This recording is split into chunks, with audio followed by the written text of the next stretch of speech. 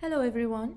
I'm happy to present our paper, Beyond English, Centering Multilingualism in Data Visualization. I'm Noel from the VIEW Lab at WPI and University of Antananarivo.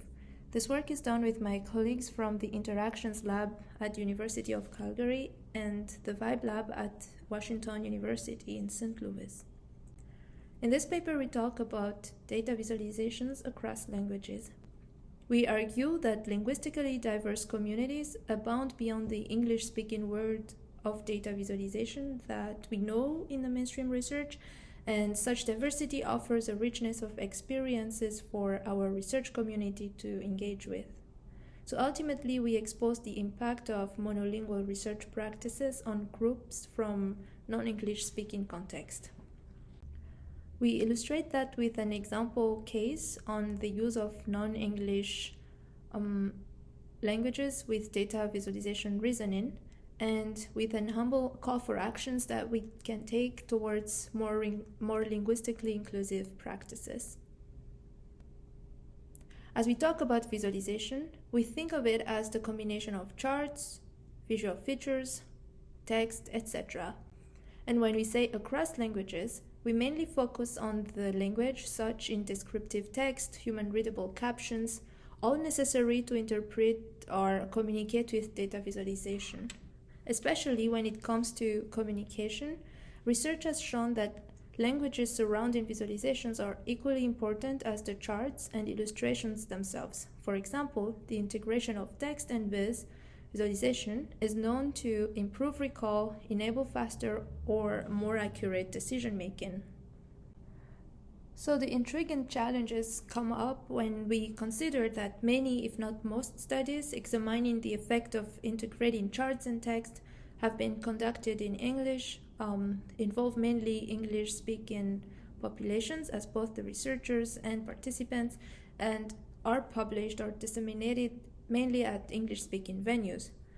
So without entering into why English is the language of research in database, we rather focus on the impact of such monolingualism and ask how the experience with data, visualization, and the combination of the two might vary in non-English speaking context.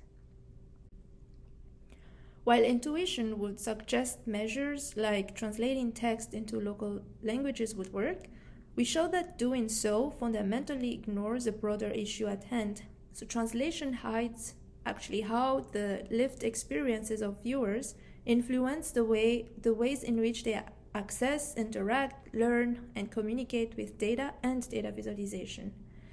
Here we are presenting an example of how this absence of resources in non-English language can hinder communications and reasoning with visualizations. So in an exploratory study by Anjanavun et al. In Madagascar, participants were presented two identical charts, but one with text in Malagasy and the other in French. They are then asked to verbalize their takeaways and describe their strategies for answering low-level tasks such as finding a max value on mouse, hover, or click, etc. And to do so only in French or in Malagasy. We note that in this context, Malagasy and French are the two official languages known by the participants, and French is the de jure language of instructions for anything about science or anything related to technology. So in the study, participants in the French version were able to complete the study and to report their different insights, whereas the participants in Malagasy not so. There was a lack of affordance of the language for data and charts, and that was noticeable, and that posed challenges in verbalizing experience, the takeaways, and the data reasoning by the participants. Another aspect of visualization that's impacted by monolingual research is visualization literacy. Literacy is gaining attention, but most approaches for testing or measuring it in current literature are in English, and they assume underlying qualifications of the test takers that are not always inclusive of those from non-Western context. For instance, they require fluency in chart namings, or the test items are mostly sourced from Western cultures or curricula. So where is the harm?